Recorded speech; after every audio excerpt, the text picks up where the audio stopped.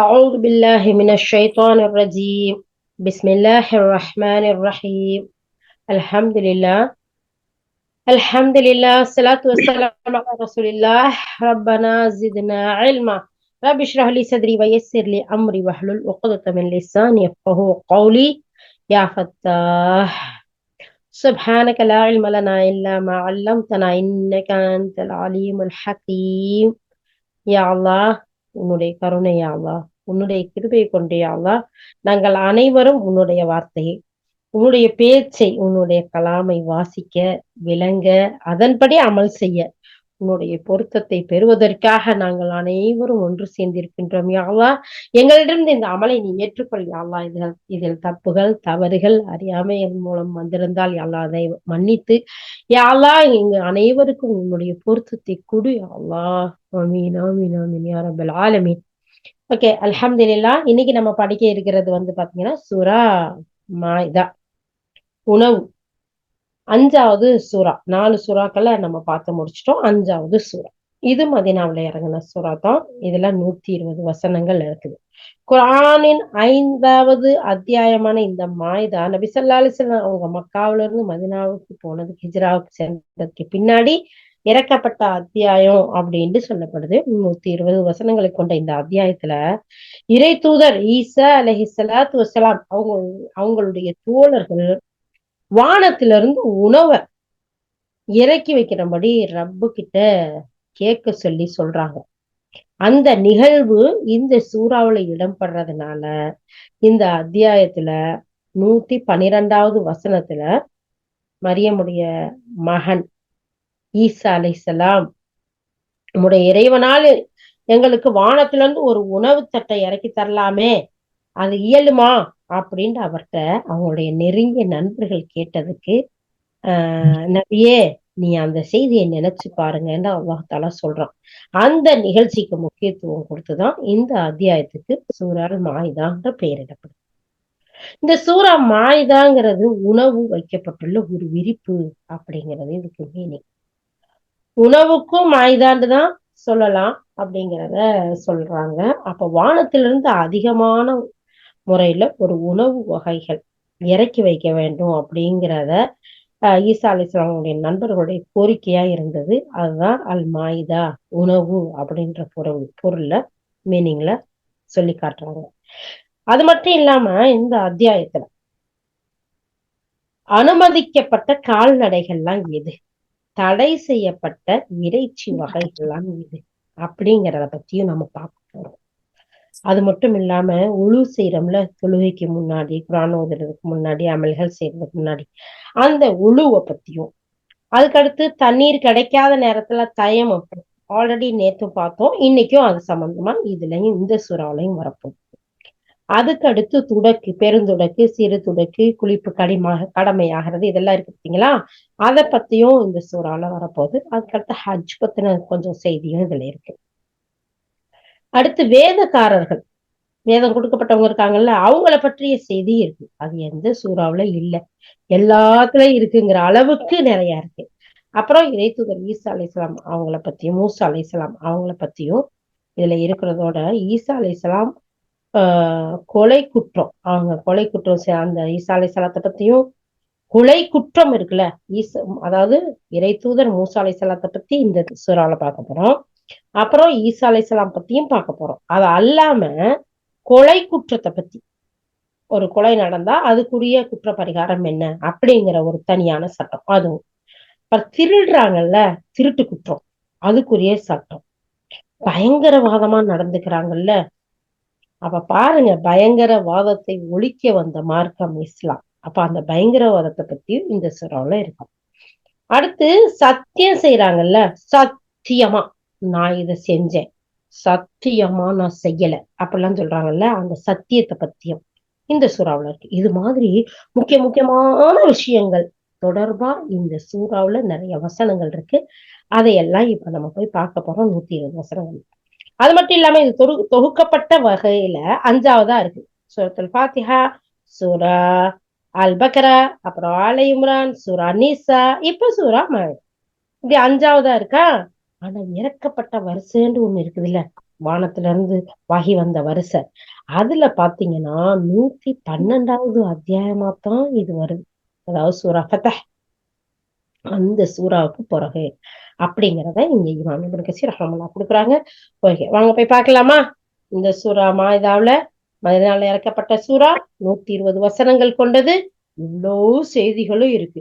இதுல நமக்கு உள்ள படிப்பினைகள், நாம எடுத்து நடக்க வேண்டிய விஷயங்கள் என்னங்கிறத முதல்ல நம்ம உள்ளத்தை பரிசுத்தப்படுத்தி தூய்மையான எண்ணத்தோட, யாழ்லா இவ்வளவு சட்டத்தை நீ உங்களுக்கு சொல்லி கொடுக்க போறியா யாழ்லா, யாழ்லா அதையெல்லாம் நாங்க கேட்டு செயல்பட கிருபை செய்யலான்னு அந்த நியத்தோட துவா செஞ்சு நாம அழகா செயல்படணுங்கிற சிந்தனையை கொண்டு வந்து அந்த எண்ணங்கள் ஒவ்வொன்றும் தூய்மையா இஹ்லாஸா இருக்கணும்.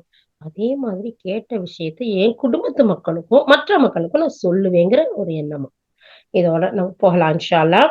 ஓகே, அஊது பில்லாஹி மினஷ் ஷைத்தானிர் ரஜீம். பிஸ்மில்லாஹிர் ரஹ்மானிர் ரஹீம். அமானியா, ஸ்டார்ட் பண்ணுங்க தங்கம். இறை நம்பிக்கை கொண்டவர்களே, உங்கள் மீதுள்ள கட்டுப்பாடுகளை முழுமையாக நிறைவேற்றுங்கள். பின்னால் உங்களுக்கு கூறப்படுபவை தவிர கால்நடை வகையைச் சேர்ந்த அனைத்து பிராணிகளும் உங்களுக்கு அனுமதிக்கப்பட்டுள்ளன. ஆனால் நீங்கள் இஹ்ராமுடைய நிலையில் வேட்டையாடுவது உங்களுக்கு அனுமதிக்கப்பட்டதென்று கருதிவிடாதீர்கள். நிச்சயமாக அல்லாஹ் தான் நாடுவதை கட்டளையிடுகின்றான். இறை நம்பிக்கை கொண்டவர்களே, இறை வழிபாடுக்குரிய சின்னங்களை அவமதிக்காதீர்கள். சங்கைக்குரிய எந்த மாதத்தையும் போர் புரிவதற்கு அனுமதிக்கப்பட்டதாக கொள்ளாதீர்கள். இன்னும் குர்பானிக்குரிய பிராணிகளையும் இறைவனுக்காக நேர்ந்துவிடப்பட்டவை என்பதற்கு அறிகுறியாக கழுத்தில் பட்டை கட்டப்பட்ட பிராணிகளையும் துன்புறுத்தாதீர்கள். இன்னும் தன்னுடைய இறைவனின் திருவருளையும் திரு பொருத்தத்தையும் பெற எண்ணி புண்ணியத்தலம் காபா நோக்கி செல்வோரை சிரமத்திற்குள்ளாக்காதீர்கள். ஆனால் இஹ்ராமின் நிலையில் இருந்து விலகிவிட்டால் நீங்கள் வேட்டையாடலாம். மேலும் பாருங்கள், மஸ்ஜிதுல் ஹராமுக்குள் செல்ல முடியாதவாறு உங்கள் வழியினை அடைத்துவிட்ட கூட்டத்தார் மீதுள்ள வெறுப்பு, அவர்களுக்கு எதிராக நீங்கள் வரம்பு மீறி செல்லும் அளவுக்கு உங்களை கொதித்தெழுந்தும்படி செய்துவிடக்கூடாது. எப்பணி நல்லதாகவும் இறையச்சத்திற்கு உரியதாகவும் உள்ளதோ அதில் எல்லோருடனும் ஒத்துழையுங்கள். ஆனால் எது பாவமானதாகவும் வரம்பு கடந்ததாகவும் உள்ளதோ அதில் எவருடனும் ஒத்துழையாதீர். மேலும் இறைவனை அஞ்சுங்கள், நிச்சயமாக அவனுடைய தண்டனை மிக கடுமையானது. சுப்ஹானல்லாஹ். பாத்தீங்களா, அல்லாஹ் சுப்ஹானஹு வ தஆலா எடுத்ததோடைய யா அய்யுஹல்லதீன ஆமனூ, ஈமான் கொண்டவங்களே, உங்க மேல சில கட்டுப்பாடுகளை நான் விதிச்சிருக்கேன். அதை முழுமையா நிறைவேற்றுங்க, அறகுறையா நிறைவேற்றாதீங்க. பாதியை செஞ்சு பாதியை விட்டுட்டு போகாதீங்க. எது உங்களுக்கு வசதியோ அதை மட்டும் எடுத்துக்கிட்டு எது கஷ்டமோ அதெல்லாம் விட்டுறாதீங்க. அப்படித்தானே இதுக்குள்ள அதோட இந்த எல்லா மீனிங் இருக்குதானே இதுக்குள்ள. அப்ப அல்லாஹாலா உங்க மேல நான் சில கட்டுப்பாடுகளை வச்சிருக்கேன், அதை முழுமையா நிறைவேற்றுங்க. அதுக்கு பின்னாடி உங்களுக்கு நான் சில கால்நடைகளை பத்தியும் நான் சொல்லியிருக்கேன். எது அனுமதிக்கப்பட்டது, எது இஹ்ராமுடைய நிலையில வேட்டையாடுறது கூட அனுமதிக்கும் அனுமதி இல்லைங்கிறது, அதையெல்லாம் நீங்க கரெக்டா பார்த்து வாங்க. அல்லாஹ் தன் நாடுவதை உங்களுக்கு அவன் எதை விரும்புறானோ அதை நமக்கு கட்டளையா செய்யறான். நம்மளே நம்ம வீட்டுல நம்ம விரும்புறத செய்யணும்னு தானே எல்லாருக்கும் சொல்றோம். நமக்கு கீழே இருக்கவங்களுக்கு அதிகாரமா சொல்லுவோம். நமக்கு மேல இருக்கிறவங்களுக்கு சமயம் பார்த்து சந்தர்ப்பம் பார்த்து பெரியவங்களா இருந்தாலும் சரி யாரா நம்ம விரும்புறத செய்யணுங்கிறதுக்காக என்னவெல்லாம் செய்வோம் இல்லையா? நமக்கே இந்த இதுன்னா நம்மளை படைச்ச ரப்பு அல்ஹம்துலில்லாஹ் அல்ஹம்துலில்லாஹ், அவன் எவ்வளவு அதிகாரத்துக்குரியவன். அவன் சொல்றான், நான் நாடுறத உங்களுக்கு சொல்றேன், அதை நீங்க முழுமையா செய்யுங்க யாவா. இன்ஷால்லா நாங்க எல்லாரும் முழுமையா செய்வோம் யாவா. யாவா நீங்க எங்களுக்கு அதை ஈஸியாக்கி கொடு ரப்பே. நீ எங்களுடைய ரப்பு, நீ எங்களை படைச்சிருக்க, நீ எங்களை பலகீனமாவும் படைச்சிருக்க, மறதியாளனாவும் படைச்சிருக்க யாவா. நீங்க எல்லாருக்கும் ஆசை, அந்த ஆசையோட அந்த ஆர்வத்தோட அந்த மஹப்பத்தோட தான் யாவா இந்த மீட்டிங்ல நாங்க எல்லாரும் ஒண்ணு கூடியிருக்கோம். எங்களை எல்லாருக்கும் முழுமையா நிறைவேற்றுறதுக்குரிய கல்வையும் இஹ்லாஸையும் நல்ல ஆரோக்கியத்தையும் அதே நேரத்துல அந்த உள்ளத்துல அந்த சிந்தனையும் கூடி அல்லாஹ் நிச்சயமா நம்ம அல்லாட்ட கேட்கணும்ல. கேட்டாச்சு. ஓகே, அல்ஹம்துலில்லாஹ். நிச்சயம் அல்லாஹ் இன்ஷால்லா கொடுத்துருவான் நமக்கு. அதுக்கு அடுத்து அல்லாஹ் தஆலா இறை நம்பிக்கை கொண்டவங்களே, வழிபாட்டுக்குரிய சின்னங்கள் இருக்குல்ல, அதையெல்லாம் ஆமதிக்காதீங்க. அதெல்லாம் சங்கைக்குரியது. எந்த ஒரு மதத்தையும் போர் புரியறதுக்கு அனுமதிக்கப்பட்டதா எடுத்துக்கிறாதீங்க, எந்த ஒரு மாதத்தையும். சாரி. அப்போ அதையெல்லாம் நீங்க அல்லாஹ் சில மாதங்களா விளக்கி இருக்கான். அப்புறம் குர்பானி பிராணிகளை அல்லாவுக்காகத்தான் கொடுக்கணும்னு சொல்லியிருக்கான். அதுக்குண்டு கழுத்துல குறியிடப்பட்டு பட்டையிடப்பட்டு அனுப்புனா அதை துன்புறுத்தாதீங்க. எதையெல்லாம் பாருங்களேன் அல்லாஹ் சொல்லி காட்டுறாண்டு. அது மாதிரி கௌபாவுக்கு போகக்கூடியவர்களை சிரமத்துக்கு உள்ளாக்காதீங்க. இப்ப மாதிரி பிளைட்ல சுவாயின்னு போறது இல்ல.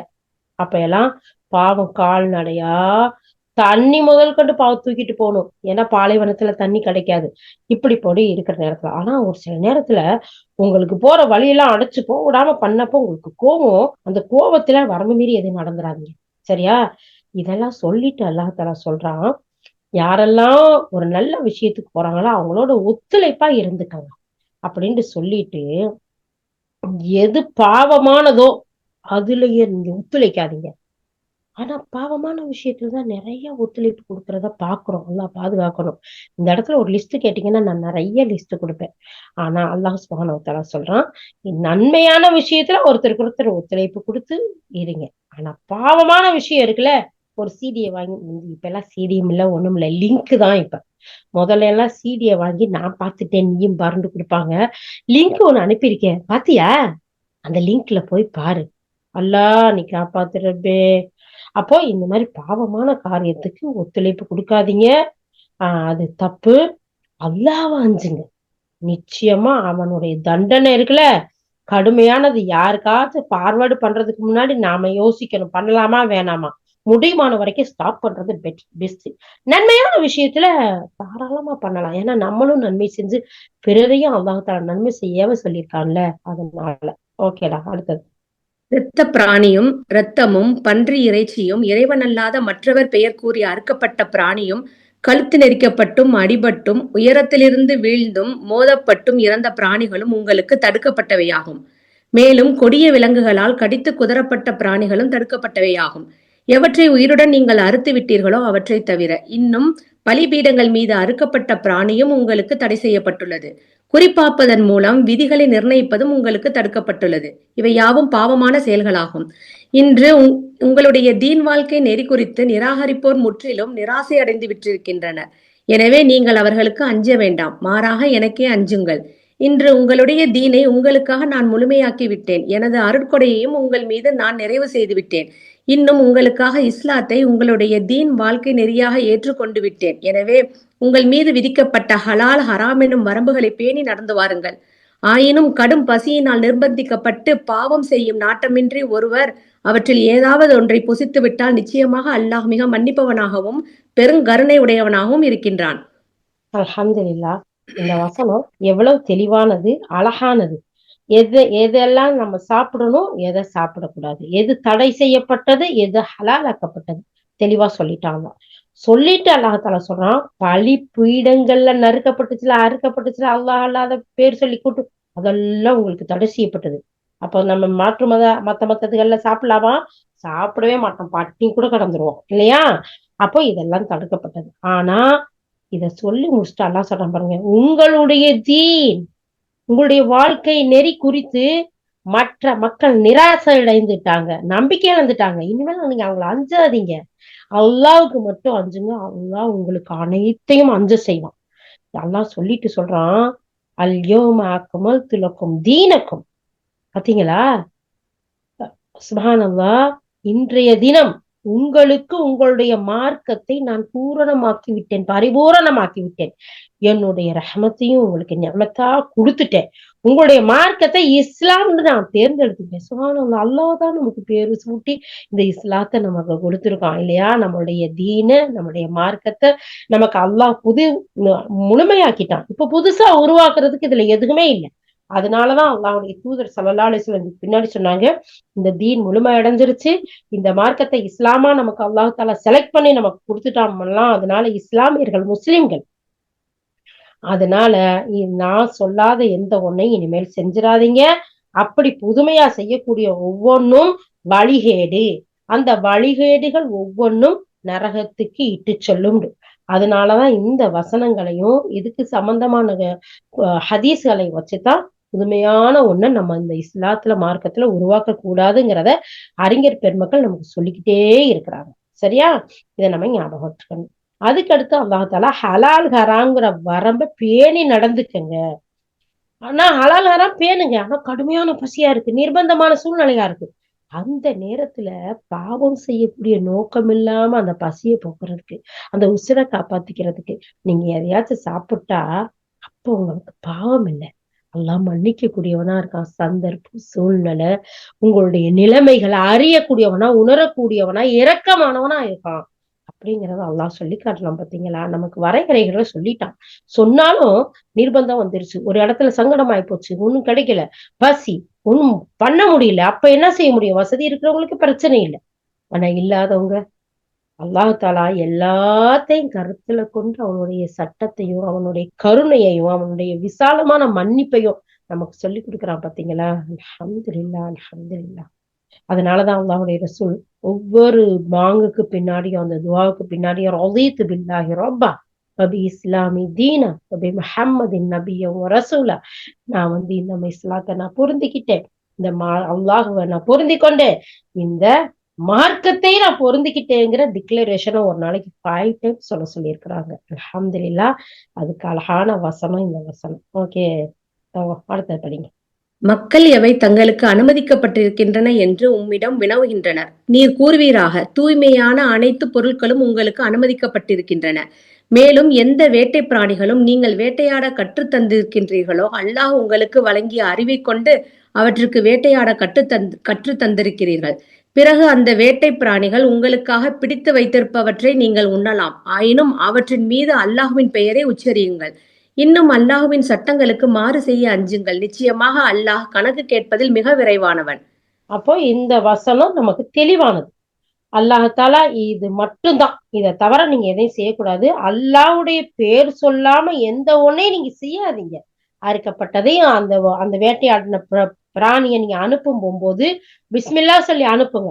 அப்ப அல்லாஹ்வுடைய பேர் சொல்லாத எந்த ஒரு வேலையும் நம்ம கிட்ட கிடையாதுங்கிறத சொல்லிட்டு அல்லாஹ் சொல்றான், இதெல்லாம் அல்லாஹ்வுடைய சட்டம், இதுக்கு மாறு செய்யாதீங்க, மீறாதீங்க, அல்லாஹ் பயப்படுங்க. அல்லாஹ் கணக்கு வாங்குறதுல மிக விரைவானவங்கிறத நமக்கு சொல்லி காட்டுறான். இன்ஷா அல்லாஹ் நம்ம ஒவ்வொரு விஷயத்திலையும் அல்லாஹ்வுத்தான் பயப்படணும். பக்கத்து வீட்டுக்காரவங்களையோ, அடுத்தவங்களையோ, மத்தவங்களையோ, ஊர் மக்களையோ, நண்பர்களையோ பயப்பட தேவையே இல்லை. அல்லாஹ் பயந்தா போதும். அல்ஹம்துலில்லாஹ். அல்லாஹ் நமக்கு நிறைவான கூலியும் ஈஸியான லைஃபையும் அல்லாஹ் கொடுப்பான். இன்ஷா அல்லாஹ். அடுத்து, இன்று உங்களுக்கு தூய்மையான பொருட்கள் அனைத்தும் அனுமதிக்க ஹலாலாக்கப்பட்டிருக்கின்றன. வேதம் அருளப்பட்டவர்களின் உணவு உங்களுக்கும் உங்களது உணவு அவர்களுக்கும் அனுமதிக்கப்பட்டிருக்கின்றது. மேலும் நல்லொழுக்கமுள்ள பெண்கள் உங்களுக்கு அனுமதிக்கப்பட்டவர்களே. அவர்கள் ஈமான் இறை நம்பிக்கை கொண்ட சமுதாயத்தைச் சேர்ந்தவர்களானாலும் சரி, உங்களுக்கு முன்னர் வேதம் அருளப்பட்டவர்களின் சமுதாயங்களை சார்ந்தவர்களாக இருந்தாலும் சரி.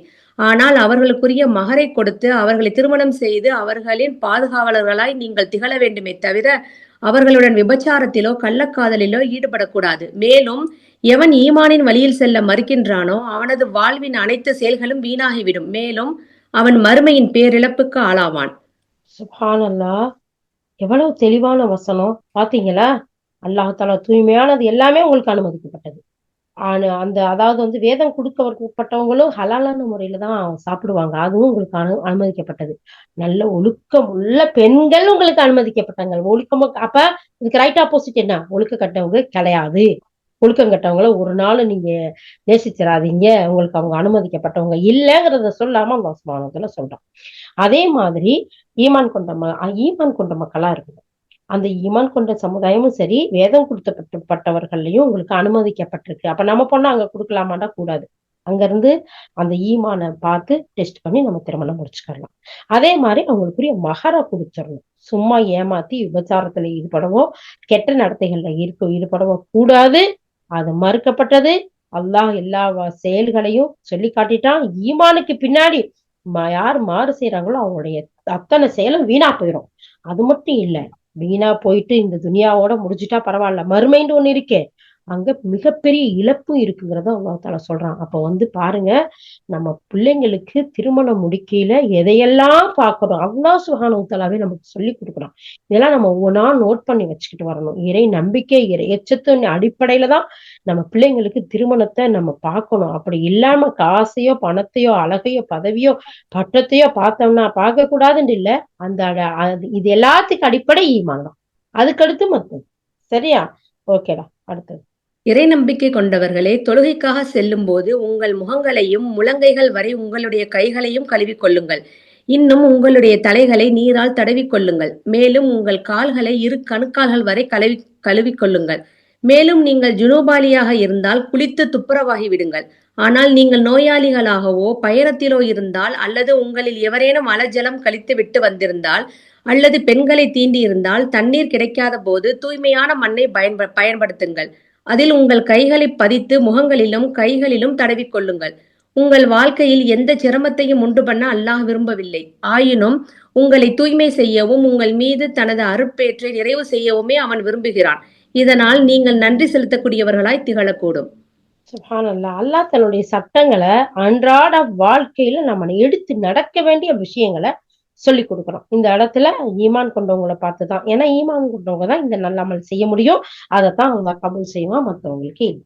அப்ப இறை நம்பிக்கை கொண்டவங்களை நீங்க தொழுகைக்கு போனா இதுல 4 விஷயத்த அல்லாஹ் டைரக்டா சொல்லி காட்டும். இந்த 4ம் கட்டாய கடமை பரவான விஷயம். இந்த 4ஓட நமக்கு நபி ஸல்லல்லாஹு அலைஹி வஸல்லம் சொல்றாங்க, நிய்யத் இருக்குல்ல, தொழுகைக்காக போறேன் அப்படிங்கிற அந்த நிய்யத்து அதுவும் ஃபர்து கட்டாயம் அப்படிங்கறது சொல்றாங்க. அது மாதிரி எந்த ஒண்ண செய்ய ஆரம்பிச்சாலும் பிஸ்மி சொல்லணும். அல்லாஹ்வுடைய பேரை சொல்லிதான் நம்ம ஆரம்பிக்கணும். அதுவும் ஃபர்து அப்படின்ட்டு அறிஞர்களுக்கு மத்தியில அது ஒன்னும் சொல்லலாங்கிறாங்க, இல்லைங்கிறாங்க. அதுல கருத்து வேற்றுமை இருக்கு. ஆனா அதிகப்படியான அறிஞர்கள் நிய்யத்து வைக்கிறதும் அதே மாதிரி பிஸ்மி சொல்றதும் கடமை. அப்ப இதுல அல்லாஹ் 4 உறுப்புக்களை சொல்லியிருக்கான்.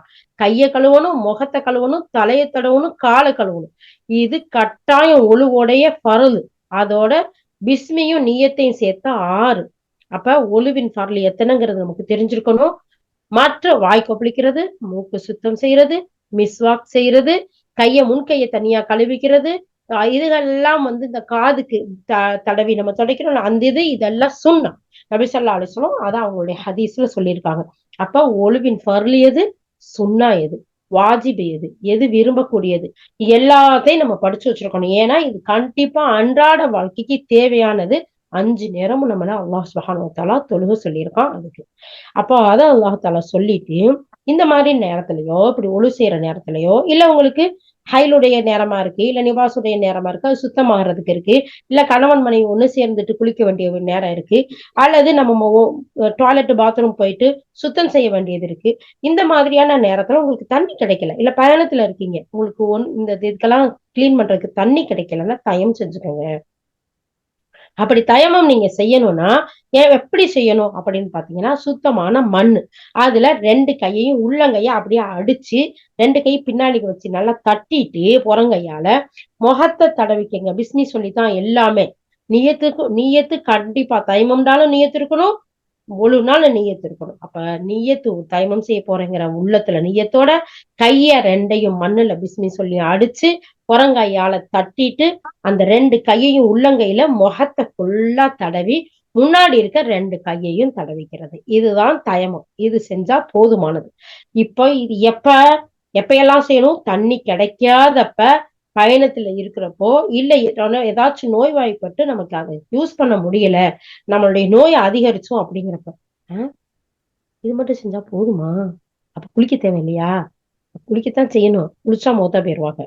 குளிச்சா நோய் ரொம்ப அதிகமா போயிடும். இது என்னடா திடீர்னு மௌத்துலாம் பேசுறீங்கன்னு சொல்லாதீங்க. ஒரு சஹாபி அந்த மாதிரி மௌத்தாயிட்டாங்க. அவங்க குளிப்பு கடமை இருந்து அதோட போய் அவங்களுக்கு ரொம்ப மோசமான ஜுரத்துல இருக்காங்க. குளிச்சுட்டு தான் அவங்க போய் தொழுகணுங்கிற நேரத்துல குளிச்சாங்க, மௌத்தா போயிட்டாங்க. அப்ப அப்படி கடுமையான நேரத்துல இஸ்லாம் குளிக்க சொல்லல, தயமம் செஞ்சுக்கிட்டா போதுமானது. அதுக்குதான் நான் அப்படி சொல்றேன். சோ அப்ப இந்த மாதிரி நேரத்துல எல்லாம் நம்ம தயமம் செஞ்சா போதும். ஏன் அல்லாஹ் தஆலா சொல்றான்னு தெரியுமா? உங்களுக்கு அல்லாஹ் இந்த மார்க்கத்தை லேசாக்க விரும்புறான், உங்களை தூய்மைப்படுத்த விரும்புறான். அவனுடைய அருட்கொடைய முழுமையா கொடுத்து உங்களை நன்றி செலுத்தக்கூடிய மக்களா அல்லாஹ் தஆலா ஆக்கியிருக்கான். அதனாலதான் இந்த சலுகையெல்லாம் அல்லாஹ் சுப்ஹானஹு வ தஆலா சொல்றான். ஓகே மாணி. இன்னும் அல்லாஹ் உங்களுக்கு வழங்கிய அருட்பேற்றினை நினைத்து பாருங்கள். மேலும் உங்களிடமிருந்து அவன் பெற்றுக்கொண்ட உறுதிமொழியையும் மறந்து விடாதீர்கள். அப்பொழுது நீங்கள் செவியுற்றோம், கீழ்ப்படிந்தோம் என்று கூறியிருந்தீர்கள். எனவே அல்லாஹுக்கு அஞ்சுங்கள். நிச்சயமாக அல்லாஹ் இதயங்களில் மறைந்திருப்பவற்றை நன்கறிபவனாக இருக்கின்றான். அல்ஹம்துலில்லாஹ். அடுத்த வசனத்தை கண்டினியூ இறை பண்ணுங்க. நம்பிக்கை கொண்டவர்களே, நீங்கள் அல்லாஹ்வுக்காக வாய்மையில் நிலைத்திருப்போராயும் நீதிக்கு சான்று வழங்குவோராயும் திகழுங்கள். எந்த ஒரு கூட்டத்தார் மீதும் நீங்கள் கொண்டுள்ள பகைமையை உங்கள் நீதியிலிருந்து பிறழச் செய்துவிடக் கூடாது. நீங்கள் நீதி செலுத்துங்கள், இதுவே இறையச்சத்திற்கு மிக பொருத்தமானது. அல்லாஹுக்கு அஞ்சி செயலாற்றுங்கள், நீங்கள் செய்வனவற்றை முழுமையாக அல்லாஹ் அறிந்தவனாக இருக்கின்றான். சுப்ஹானல்லாஹ். அல்லாஹ் பாருங்க, அழகா முன்னாடி சொல்லிட்டு அல்லாஹ் தன்னுடைய அருளை உங்களுக்கு நிறைவு செய்ய நினைக்கிறான். நீங்க அதை மறந்துடாதீங்க. நீங்க அல்லாட்ட உறுதிமொழி கொடுத்தீங்கல்ல, அதையெல்லாம் கரெக்டா நிறைவேற்றுங்க. ஏன்னா நீங்க சொன்னீங்க, நாங்க கேட்டோம் யாரெல்லாம் கட்டு போடுறோம். அப்போ அல்லாவுக்கு அஞ்சி அதை நீங்க நிறைவேற்றுங்க. அல்லாஹ் உங்க கல்புல என்ன நினைச்சிருக்கீங்கிறது தெரிஞ்சுக்கிட்டு இருக்கான் அப்படின்னு சொல்லிட்டு, இறை நம்பிக்கை கொண்டவங்களே நீங்க உண்மையிலேயே வாய்மையாளர்களா நீங்க நடந்துக்கங்க, நீதியாவும் நடந்துக்கங்க. அதை போவா உண்மையோடையும் நீதியோடயும் நடந்துக்கங்க. யாருக்காகவும் நீதி தவறியும் உண்மைக்கு மாற்றமா பொய்யும் பேசக்கூடாதுங்கிறத அல்லாஹ் இந்த இடத்துல இந்த வசனத்தின் மூலம் உறுதிப்படுத்தி சொல்றான். நீங்க செய்யக்கூடிய ஒவ்வொன்னையும் முழுமையா அல்லாஹ் பார்த்துக்கிட்டு இருக்கான். அதனால நீங்க நீதியாவும் உண்மையாவும் நடக்கிறது தான் இறையச்சத்துக்கு பொருத்தமானது. அதனால அல்லாஹ்வும் பயந்து நீங்க வாழுங்க. அடுத்த எவர்கள் நம்பிக்கை கொண்டு நற்செயல்கள் புரிகின்றார்களோ அவர்களுடைய பாவங்கள் மன்னிக்கப்படும் என்றும் மகத்தான நற்கூலி அவர்களுக்கு உண்டு என்றும் அல்லாஹ் அவர்களுக்கு வாக்களித்திருக்கின்றான். அல்ஹம்துலில்லாஹ், அல்ஹம்துலில்லாஹ், அல்ஹம்துலில்லாஹ். எப்படிப்பட்ட வாக்குறுதி! நம்பிக்கை கொண்டு நல்ல செயல் செஞ்சா அல்லாஹ் நம்மளோட பாவம் தெரிஞ்சு தெரியாம பலகீனத்துல செஞ்சா ஆளா மன்னிச்சிருவானா, அப்புறம் நல்ல கூலியும் கொடுப்பானா. இது அல்லாஹ்வுடைய வாக்குறுதியா. அல்ஹம்துலில்லாஹ், அல்ஹம்துலில்லாஹ், அல்ஹம்துலில்லாஹ். ஈமானில் உறுதி உள்ளவர்களாக, நற்செயல்கள் செய்யக்கூடியவர்களாக, உன்னுடைய மாஃபிரத்தை பெறக்கூடிய மக்களாக எங்கள் அனைவரையும் நீ ஆக்கி வை யா அல்லாஹ். ஆமீன் யா ரப்பல் ஆலமீன். அடுத்து மேலும் எவர்கள் நிராகரித்து நம் வசனங்களை பொய்யென்று கூறுகின்றார்களோ அவர்கள் நரகவாசிகளே. இறை நம்பிக்கை கொண்டவர்களே, அல்லாஹ் உங்களுக்கு அண்மையில் செய்த பேருதவியை நினைத்து பாருங்கள். ஒரு கூட்டத்தார் உங்களுக்கு எதிராக தம் கைகளை நீட்டிட நாடியிருந்த போது அல்லாஹ் அவர்களுடைய கைகளை உங்களை விட்டும் தடுத்து நிறுத்தினான்.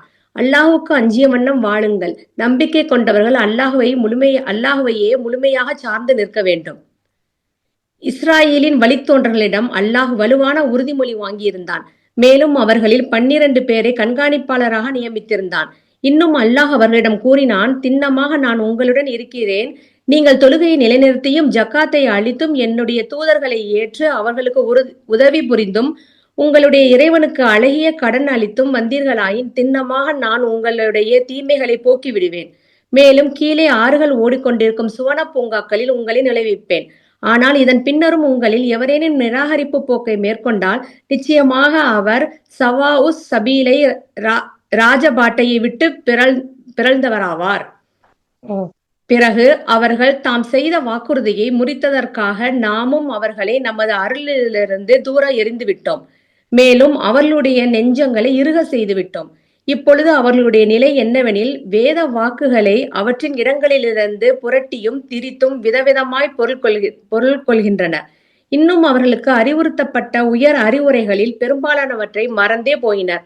நாள்தோறும் அவர்களுடைய மோசடி செயல்களில் ஏதேனும் ஒன்று உங்களுக்கு தென்பட்டு கொண்டே இருக்கும். அவர்களில் மிகச் சிலரை இத்தகைய இழி செயலிலிருந்து விலகி இருக்கின்றார்கள்.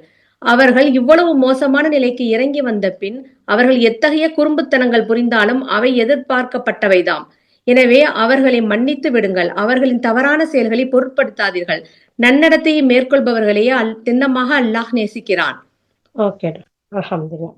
அல்லாஹ் சுப்ஹானஹு வ தஆலா இந்த கடைசியில இந்த 13, 14 இந்த வசனங்கள்ல 12, 13 எல்லாம் இஸ்ரவேலும் வழித்தோழர்களை பத்தி அல்லாஹ் தஆலா சொல்றான். 10வது வசனத்தை பாத்தீங்களா? எவ்வளவு அழகா ஈமான் கொண்டவர்களே அப்படின்னு சொல்லிட்டு ஒவ்வொரு சட்டங்களா சொல்லிக்கிட்டு வந்த ரப்பு 10வது வசனத்துல வல்லதீன கஃபரு, யார் நிராகரிச்சிட்டாங்களோ நம்முடைய வசனங்களை, கதபு இன்னும் பொய் பிடித்தார்களோ அவங்க எல்லாம் இருக்காங்கல்ல, உலாய்க ஸஹாபுல் ஜஹீம். அல்லல்லா, எனக்கு கேட்டது ஒரு மாதிரி ஷாக்கா இருக்கிற மாதிரி இருந்துச்சு. யாவா எவ்வளவு அழகா அற்புதமா ஈமான் கொண்டவர்களே, நீங்க தொழுவுங்க, நீங்க ஜகாத் கொடுங்க, நீங்க சுத்தமா இருங்க, நீங்க தொழுவைக்குன்னா இந்த மாதிரி செய்யுங்க, ஹலாலானதை நீங்க பேணுங்க, ஹராம விட்டுருங்க, உண்மையாளர்களா இருங்க, நேர்மையாளர்களா இருங்க. எவ்வளவு அழகா அல்லாஹ் சொல்லிட்டே வந்தான். 10வது வசனம் வந்ததோட பாருங்க, யார் நம்முடைய வசனங்களை நிராகரித்து விட்டார்களோ, பொய்ன்னு சொன்னாங்களோ அவங்க நரகவாசி. தெளிவான டிக்ளரேஷன். அப்போ இதையெல்லாம் நிராகரித்தவர்கள் யாரா இருக்கிறாங்க? யா அல்லாஹ் அந்த நரகம் எவ்வளவு கடுமையானதா இருக்கு, கொடுமையானதா இருக்கு. நரகத்தை பத்தி நம்ம பாக்குறோம். அப்ப ஒவ்வொருத்தருக்கும் நாம சொல்லணும், அல்லாஹ்வுடைய வசனங்களை நிராகரிக்காதீங்க, பொய்ன்னு சொல்லாதீங்க, முடிஞ்ச வரைக்கும் செய்யுங்க. யா அல்லாஹ் என்னை மன்னிச்சிரு யா அல்லாஹ், சக்திக்கு மேல குற்றம் பிடிக்காத யா அல்லாஹ்ன்னு அல்லா இடத்துல துவா செஞ்சுக்கிட்டு நாம இருக்கணுங்கிறது இதுல தெரியுது. மற்றவர்களுக்கும் நிராகரிக்கக்கூடிய மக்களுக்கும், இங்க வாங்க இப்படியெல்லாம் எங்களுடைய வேதத்துல இருக்கு, எங்களுடைய இறுதி வேதம்ங்கிறது எங்களுக்கு மட்டும் வந்தது இல்லை, எல்லா மக்களுக்கும் வந்தது. இதெல்லாம் படிச்சு பாருங்க. அதனால இணைவைப்பு செயல்ல இருந்து, நிராகரிப்பு செய்யறதுல இருந்து, இந்த வசனங்களை, இந்த திருக்குர்ஆனை, இந்த அல்லாஹ்வுடைய கலாம வார்த்தையை நிராகரிக்கிறதுல இருந்து நீங்க விலகி அதை படிச்சு பாருங்க. இன்ஷா அல்லாஹ் அல்லாஹ் உங்களுக்கு ஹிதாயத்தை கொடுப்பான், நேர்வழியை கொடுப்பான், ஏற்றுக்கொள்ளக்கூடிய கல்வை கொடுப்பான். இந்த நரகத்துல இருந்து உங்களுடைய அனைவரையும் அல்லாஹ் பாதுகாப்பான். சொர்க்க சோலையில நீங்க நம்பி அதன்படி வாழ்ந்தா சொர்க்க சோலையில அல்லாஹ் சுப்ஹானஹு வ தஆலா நுழைய வைப்பாங்கிறத நம்ம சொல்லணும். அது நம்மளுடைய கடமை. நாமும் இதுல உறுதியா இருக்கணும் இன்ஷா அல்லாஹ். அடுத்து 11, 12, 13லாம் நமக்கு தொடர்ந்து அல்ஹம்துலில்லாஹ் முன்னாடி உள்ள சமுதாயத்தையும் அவங்களுக்கு கொடுத்த வாக்குறுதிகளையும் அவங்களோட பேசின விஷயத்தையும் அல்லாஹ் சொல்லிட்டு சொல்றான். அவங்க எல்லாம் மோசமா குறும்புத்தனம் செய்யக்கூடியவர்களா இருக்காங்க. அவங்கள மன்னிச்சிருங்க. அவங்களுடைய தவறான செயலை பொருட்படுத்தாதீங்க. நன்னடத்தையோட நீங்க நடந்துக்கோங்க. அப்படி நன்னடத்தையோட நடக்கக்கூடிய மக்கள் அல்லாஹ் நேசிக்கிறான். யா அல்லாஹ் எங்கள் அனைவரையும் உன்னுடைய நேசத்துக்குரிய மக்களா ஆக்கி வையா அல்லாஹ். ஆமீன். அடுத்தடா. நாங்கள் கிறிஸ்தவர்கள் என்று கூறிக்கொண்டிருந்தவர்களிடமும் இவ்வாறே நாம் வாக்குறுதி வாங்கியிருந்தோம். அவர்களும் கூட தங்களுக்கு நினைவூட்டப்பட்ட நல்லுரைகளில் பெரும்பகுதியை மறந்தே போயினர். இறுதியில் நாம் அவர்களுக்கிடையே மறுமை நாள் வரை பகைமையையும் காழ்ப்புணர்ச்சியையும் விதைத்து விட்டோம். மேலும் அவர்கள் உலகில் என்ன செய்து கொண்டிருந்தார்கள் என்பதனை அல்லாஹ் காண்பித்து தருகிற ஒரு நேரமும் நிச்சயமாக வரத்தான் போகின்றது. வேதம் அருளப்பட்டவர்களே, நம்முடைய தூதர் உங்களிடம் வருகை தந்துள்ளார். இறைவேதத்தில் நீங்கள் மூடி மறைத்துக் கொண்டிருந்த பல விஷயங்களை தெள்ளத் தெளிவாய் அவர் விளக்குகின்றார். இன்னும் பல விஷயங்களை மன்னித்தும் விடுகின்றார். அல்லாஹ்விடமிருந்து பேரொளிமிக்க சத்தியத்தை தெளிவாக எடுத்துரைக்கின்ற திருமறை உங்களிடம் வந்துள்ளது. அல்லாஹுவின் திருப்பொருத்தத்தை விரும்புவோருக்கு அல்லாஹ் அதன் மூலம் சாந்திக்கான வழிகளை காண்பிக்கின்றான். மேலும் அவன் தனது கட்டளையை கொண்டு இருளில் இருந்து அவர்களை வெளியாக்கி ஒளியின் பக்கம் கொண்டு வருகிறான். இன்னும் அவர்கள் நேர்வழியின் பக்கம் வழிகாட்டவும் செய்கின்றான். சுப்ஹானல்லாஹ். இந்த இடத்துல பாத்தீங்களா, நேர்வழி வேணுமா, அமைதி வேணுமா, சாந்தி வேணுமா, இந்த குர்ஆனை படிங்க, இதன்படி வாழுங்க. இது நமக்கு ஒவ்வொருத்தருக்கும் நேரான வழியை காட்டும், நிம்மதியை கொடுக்கும், அமைதியை கொடுக்கும், சாந்தியை கொடுக்கும். நாம இருள்ல கடந்த மக்களை வெளிச்சத்துக்கு கொண்டு வந்து பிரகாசமான ஒரு வாழ்க்கைய இம்மையிலையும் மறுமையிலையும் கொடுக்குங்கிறத சொல்லி காட்டுறான். பாத்தீங்களா? அல்லாஹு அக்பர், அல்லாஹு அக்பர். அப்ப அது மட்டும் இல்லாம வேதத்தை கொடுக்கப்பட்ட மக்களே, எதையும் மூடி மறைக்காதீங்க. நீங்க மூடி மறைச்சதெல்லாம் இந்த வேதத்துல அல்லாஹ் தெளிவா சொல்லிட்டான். வாங்க படிங்க, ஏற்றுக்கோங்க அப்படின்ட்டு அழகான தெளிவான வெளிப்படையான அழைப்பு கொடுக்கக்கூடிய வசனங்கள். அல்ஹம்துலில்லாஹ். அடுத்து படிங்களா. சின்னமாக மரியத்தின் குமாரர் மசீஹ்தான் அல்லாஹ் என்று கூறியவர்கள் நிச்சயமாக நிராகரித்தவர்களே ஆவார்கள். நபியே, அவர்களிடம் நீர் கூறும், மரியத்தினுடைய மகன் மசீரையும் அவருடைய அன்னையையும் இன்னும் பூமியில் உள்ள அனைவரையும் அல்லாஹ் அழித்திட நாடினால் அவனை தடுத்திட யாருக்கு துணிவு உண்டு? வானங்கள், பூமி மற்றும் அவற்றுக்கு இடையே இருக்கும் அனைத்தின் மீதும் உள்ள அதிகாரம் அல்லாஹுக்கே உரியது. அவன் நாடியவற்றை படைக்கின்றான். மேலும் அவனது வலிமை அனைத்தையும் சூழ்ந்து நிற்கின்றது. நாங்கள் அல்லாஹுவின் புதல்வர்கள், மேலும் அவனது அன்பிற்குரியவர்கள் என்றெல்லாம் யூதர்களும் கிறிஸ்தவர்களும் கூறுகின்றார்கள். அவர்களிடம் நீர் கேளும், அவ்வாறாயின் உங்களின் பாவச் செயல்களுக்காக அவன் ஏன் உங்களுக்கு தண்டனை அளிக்கின்றான்? உண்மையில் அவன் படைத்த மற்ற மனிதர்களைப் போல நீங்களும் மனிதர்கள்தானே. தான் நாடுபவர்களை அவன் மன்னிக்கின்றான், மேலும் தான் நாடுபவர்களை தண்டிக்கின்றான். பூமி, வானங்கள் மற்றும் அவற்றில் உள்ள அனைத்து பொருட்களும் அவனுக்கே உரியன. மேலும் அவனிடமே எல்லாரும் செல்ல வேண்டியிருக்கின்றது.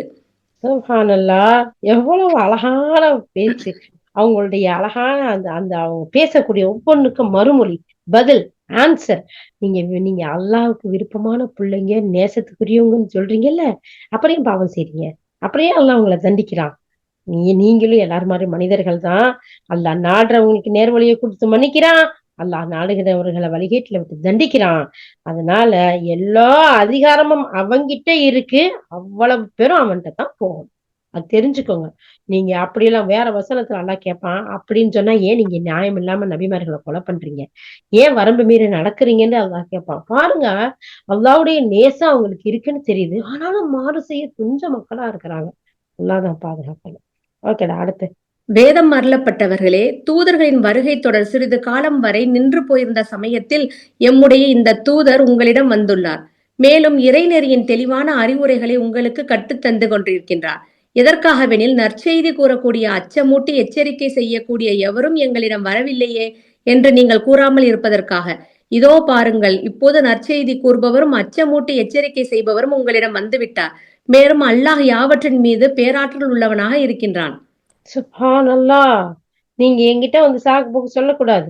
எனக்கு யாரும் வரலையே, யாரெல்லாம் எனக்கு அனுப்பலையே என்று சொல்லி. ஏன்னா கொஞ்ச காலம் உங்களுக்கு வேதம் கொடுக்கப்பட்ட எந்த ஒரு வேதமும் வரல, நபிமார்களும் வரல. அப்போ இந்த நேரத்துல நீங்க எப்படி அல்லாஹ் என்னை கண்டிக்கலாம், எங்களுக்கு மன்னிப்பு கொடுக்க கூடாதான், நீங்க கேட்க கூடாதுங்கிறதுனாலதான் இறுதி தூதரை நான் அனுப்பிட்டேன், இறுதி செய்திய அனுப்பிட்டேன். இனி நீங்க இதை பின்பற்றி நடக்கலாண்டா, உங்களோட இதுதான். அல்லாஹ் தன்னுடைய பேராற்றல் உங்களுக்கு முழுமையா வழங்கிட்டான். அச்சமூட்டி எச்சரிக்கை செய்யக்கூடியவர் இதோ வந்துட்டார் இந்த நற்செய்தியை கொண்டுட்டு. இதை விட உங்களுக்கு என்ன வேணும்? அல்லாஹ் யாவற்றையும் அறிந்தவனா பேராற்றல் மிக்கவனா இருக்கிறான்னு எல்லா மக்களையும் பார்த்து அல்லாஹ் சொல்றான். அப்ப இந்த வேதம், இந்த அல்லாஹுடைய ஃபுர்கான்கிற இந்த திருக்குர்ஆன் எல்லா மக்களுக்கும் உரியது. எல்லாரும் இதை படிக்கணும், எல்லாரும் இதை விளங்கணும். யாரெல்லாம் இதை ஏற்றுக்கொண்டு அதன்படி வாழ்க்கையை அமைச்சுக்கிறாங்களோ ஈடேற்றம் பெற்றவர்கள். அதை மறுக்கக்கூடியவர்கள் அல்லாஹ் சொன்னான் பாத்தீங்களா, நரகவாசின்னு. அல்லாஹ் அதுல இருந்து எங்களை அனைவரையும் பாதுகாத்தருளியா அல்லாஹ். ஆமீன் யா ரப்பல் ஆலமீன். ஓகேடா, அடுத்து. மூசா தம் சமூகத்தாரிடம் கூறியது நினைவு கூறுங்கள். என்னுடைய சமூகத்தாரே, அல்லாஹ் உங்களுக்கு வழங்கிய அருள்கொடைகளை எண்ணி பாருங்கள். அவன் உங்களிடையே நபிமார்களை தோற்றுவித்தான், உங்களை ஆட்சியாளர்களாகவும் ஆக்கினான்.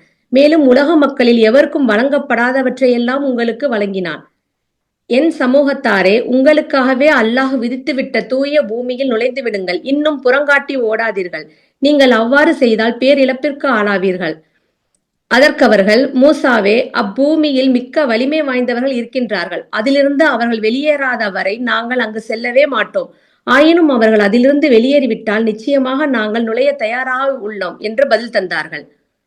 அவ்வாறு நுழைய அஞ்சிக் கொண்டிருந்த மக்களின் மத்தியில் அல்லாஹ்வின் அருளை பெற்றிருந்த இருவர் இருந்தனர். அவர்கள் கூறினார்கள், வலிமை வாய்ந்தவர்களை பொருட்படுத்தாமல் வாயினுள் நுழைந்து விடுங்கள். அவ்வாறு உள்ளே நுழைந்து விடுவீர்களாயின் நீங்கள் தான் வெற்றியாளர்களாய் திகழ்வீர்கள். நீங்கள் நம்பிக்கை கொண்டவர்களாயின் அல்லாஹ்வையே முழுமையாக சார்ந்திருங்கள். ஆனால் அவர்கள் மீண்டும் இவ்வாறே கூறினார்கள், மூசாவே, அவர்கள் அங்கு இருக்கும் வரை நாங்கள் ஒருபோதும் அங்கு போக மாட்டோம். வேண்டுமாயின் நீரும் உம்முடைய இறைவனும் சென்று போரிடுங்கள். நாங்கள் இங்கேயே அமர்ந்திருக்கின்றோம். அதற்கு மூசா, என் இறைவனே, என்னையும் என் சகோதரரையும் தவிர நிச்சயமாக வேறு யாரும் என்னுடைய அதிகாரத்தில் இல்லை. எனவே கீழ்ப்படியாத இம்மக்களிடமிருந்து எங்களை பிரித்து விடுவாயாக என கூறினார். அதற்கு அல்லாஹ் மறுமொழி பகர்ந்தான், அப்படி என்றால் 40 ஆண்டு காலம் வரை அந்நாடு அவர்களுக்கு நிச்சயமாக தடுக்கப்பட்டதாகும். அவர்கள் பூமியில் அலைக்கழித்து திரிவார்கள். கீழ்ப்படியாத அந்த மக்களுக்காக நீர் அனுதாபப்படாதீர். நபியே, இனி அவர்களுக்கு ஆதமுடைய 2 மகன்களின் வரலாற்றை கூடுதல் குறைவின்றி எடுத்துரைப்பீராக. அவர்களில் இருவரும் குர்பானி கொடுத்த போது அவர்களில் ஒருவருடைய குர்பானி ஏற்றுக்கொள்ளப்பட்டது. ஆனால் மற்றொருவருடையது ஏற்றுக்கொள்ளப்படவில்லை. இரண்டாமவர் திண்ணமாக நான் உன்னை கொன்று விடுவேன் என்று கூறினார். அதற்கு முதலாமானவர் கூறினார், இறையச்சமுடையோரின் வழிபாடுகளை மட்டுமே அல்லாஹ் ஏற்றுக்கொள்கிறான். நீ என்னை கொல்வதற்கு கை நீட்டினாலும் நான் உன்னை கொல்வதற்கு கை நீட்ட மாட்டேன். நான் அகிலத்தின் அதிபதியாய் அல்லாஹுக்கே அஞ்சுகிறேன். என்னுடைய பாவத்தையும் உன்னுடைய பாவத்தையும் நீயே சேகரித்துக் கொண்டு நீ நரகவாசியாகி விடுவதை நான் விரும்புகின்றேன். இதுதான் அக்கிரமக்காரர்கள் புரிந்த கொடுமைக்கு சரியான கூலியாகும். இறுதியில் தன்னுடைய சகோதரரை கொலை செய்யும்படி அவனுடைய மனம் அவனை தூண்டியது. அவரை கொலை செய்து பேரிழப்பிற்கு ஆளாகிவிட்டான். பிறகு அல்லாஹ் ஒரு காகத்தை அனுப்பினான். அது பூமியை தோண்டிற்று. அவனுடைய சகோதரனின் சடலத்தை எப்படி அடக்கம் செய்ய வேண்டும் என்பதனை அவனுக்கு காண்பிப்பதற்காக. இதனை கண்ணுற்ற அவன், அந்தோ என் துயரமே, இந்த காகத்தை போன்று கூட நான் இல்லையே. அவ்வாறு இருந்திருந்தால் என்னுடைய சகோதரருடைய சடலத்தை அடக்கம் செய்வதற்கான முறை எனக்கு புலப்பட்டிருக்குமே என புலம்பினான். பின்னர் தான் செய்தது குறித்து அவன் பெரிதும் வருந்தினான். மாஷா அல்லாஹ், ஜஸாக்கல்லாஹ் ஹைரா. அப்போ இந்த வசனங்கள்ல பாருங்க, முதல்ல மூசா அலைஹிஸ்ஸலாத்தை பத்தியும் அவங்களுடைய கவுமுகள் எப்படியெல்லாம் நடந்துக்கிட்டாங்க அப்படிங்கிற வசனத்தையும் அல்லாஹ் தஆலா சொன்னா. இது சூரா பக்ராலயே நம்ம நிறைய இதுக்குரிய விளக்கங்கள்லாம் நம்ம பார்த்திருக்கோம் இல்லையா? அப்போ அல்லாஹ் சுப்ஹானஹு வ தஆலா அதன் காரணமா அவங்களுக்கு அந்த 40 ஆண்டுகளை அவங்களுக்கு பெரிய பிரச்சனைக்கும் கஷ்டத்துக்கும் ஆளானவர்களா சுத்தி தெரிய விட்டுட்டான். ஏன்? அல்லாஹுடைய வார்த்தைக்கு கட்டுப்படாதனால, கீழ்ப்படியாத மக்களா இருந்ததுனால. அதோட 26 வசனங்கள் முடியுது. அதுக்கடுத்து பாருங்க, 27வது வசனத்துல இருந்து அல்லாஹ் சுப்ஹானஹு வ தஆலா சொல்லி காட்டுறான், நபியே இவங்களுக்கு ஆதம் அலைஹிஸ்ஸலாமுடைய அவங்க 2 மக்களை பத்தி நீங்க இவங்களுக்கு சொல்லி காட்டுங்க, எடுத்து சொல்லுங்க. அவங்களுடைய குர்பானி ஒருத்தரோட அவங்க குர்பானி கொடுத்தாங்க. அத ஒருத்தரோடது ஏற்றுக்கொள்ளப்பட்டுச்சு, இன்னொருத்தவர் குர்பானி ஏற்றுக்கொள்ளப்படல. ஆனா யார் இறையச்சம் உடையவரா இருந்தாரோ அவங்களுடைய வழிபாடை தான் எல்லாம் ஏத்துக்கிடுவான். யார் இறையச்சத்தோட இல்லாம பேருக்கு புகழுக்காக செஞ்சாலும் நிராகரிச்சிருவான். அந்த மாதிரி அல்லாஹ் தஆலா உள்ளச்சம் உள்ளவருடைய குர்பானியை ஏத்துக்கிட்டா இன்னொருத்தர் ஏத்துக்கறல. அப்ப இவருக்கு ஆத்திரம் வந்து என்ன செய்யறாரு, இன்னொருத்தரை கொலை செய்யறதுக்காக வராரு. அப்ப அவர் பேசாம இருக்கிறாரு. ஏன் அப்படின்டா, நான் அல்லாவுக்கு பயப்படுறேன்டா, நான் அல்லாவுக்கு பயந்து நான் இருக்கிறேன்.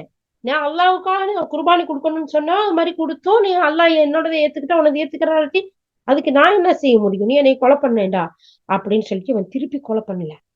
ஏன் அப்படின்னு சொன்னா, அந்த பாவத்தை செஞ்சு நீயே ஏன் பாவம் எல்லாத்தையும் சேர்த்து எடுத்துக்கிட்டு நரகவாசியா போ. ஏன்னா நான் அல்லாவுடைய சட்டத்துக்கு பயப்படுறேன், அல்லாவுக்கு அஞ்சுறேன்னு சொன்னான்.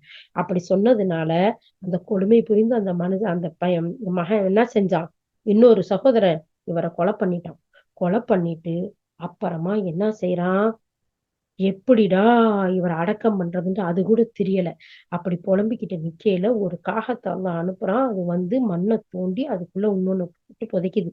இது மாதிரிதான் செய்யணும்னு. அப்பா அவரை அதே மாதிரி செய்யறாரு. சொல்லிட்டு பாருங்க, இது கூட எனக்கு தெரியாம போச்சே அப்படின்ட்டு புலம்புறாரு, வருத்தப்படுறாரு. வருத்தப்பட்டு பிரயோஜனம் என்ன? அவருடைய மனசு அவனை கொலை செய்யும்படி தூண்டுச்சான். அவரு கொலை செஞ்சாரு, பேரிழப்புக்கு ஆளாகிட்டாருன்னு அல்லாஹ் சொல்றான். அப்ப மனசு சொல்றதெல்லாம் செய்யலாமா? என் மனசு சொல்லுச்சு, என் மனசு விரும்புச்சு, என் மனம் கரெக்டா தான் சொல்லும். மனசாட்சிப்படி நடக்கிறேன்னு நிறைய பேர் சொல்லுவாங்க. என் மனசாட்சிப்படி நடக்கிறேன் கிடையாது. இஸ்லாம் சொன்னபடி, அல்லாஹுடைய கட்டளைப்படி, அல்லாஹுடைய தூதருடைய வழிகாட்டுதல் படிதான் நம்ம நடக்கணுமே தவிர, மனசு வந்து அல்லாஹ்வுடைய தூதர் துவா செஞ்சிருக்காங்க, யா அல்லாஹ் என்னுடைய உள்ளத்தின் தூண்டுதலை விட்டும் தீமையை விட்டு நான் பாதுகாப்பு உங்ககிட்ட தேடுறேன்னு சொல்லிட்டு. அப்ப இந்த இடத்துல அவருடைய உள்ளம் அதை தூண்டுச்சு. அதனால அவன் கொலை செஞ்சான், வேறு இழப்புக்கு ஆளாகிட்டான் அப்படிங்கிறத அல்லாஹ் சுப்ஹானஹு வ தஆலா சொல்லி காட்டி, அவர் எவ்வளவு பொறுமையா இருந்தாரு, அல்லாஹ்வை அஞ்சினாரு இன்னொரு சகோதரனுங்கிறதை சொல்லி காட்டுறான். அப்ப நம்ம எந்த இடத்துல பொறுமை காக்கணுமோ அந்த இடத்துல பொறுமை காக்கணும். அல்லாஹ்வுடைய சட்டங்களை பேணக்கூடியவர்களா இருக்கணும். அல்லாஹ்வுக்கு கட்டுப்பட்டு வாழும்போது அவனுடைய பொருத்தத்தை பெற்ற மக்களா நம்ம இருக்கிறோம். அவனுக்கு மாறு செய்யும் போது நரகவாசிகளின் கூட்டத்தில் சேர்க்கப்படுறாங்க அப்படிங்கிற ஒரு விஷயத்தையும் நம்ம பார்க்கிறோம். அல்ஹம்துலில்லாஹ் 31 வசனங்கள் நமக்கு அழகிய செய்திகளையும் அவனுடைய கட்டளைகளையும் அவனுடைய அழகான வழிகாட்டுதலையும் ஒழுக்க நெறிமுறைகளையும் அன்றாட நம்ம செய்ய வேண்டிய ஒவ்வொரு கடமைகளையும் கற்றுக் கொடுக்கக்கூடியதா வழிகாட்டக்கூடியதா இருந்துச்சுங்கிற பாக்குறோம். இன்ஷா அல்லாஹ். யா அல்லாஹ் இதன்படி நாங்கள் வழி நடக்க யா அல்லாஹ் எங்கள் அனைவருக்கும் தௌஃபீக் செய்வாயாக. ஆமீன் யா ரப்பல் ஆலமீன்.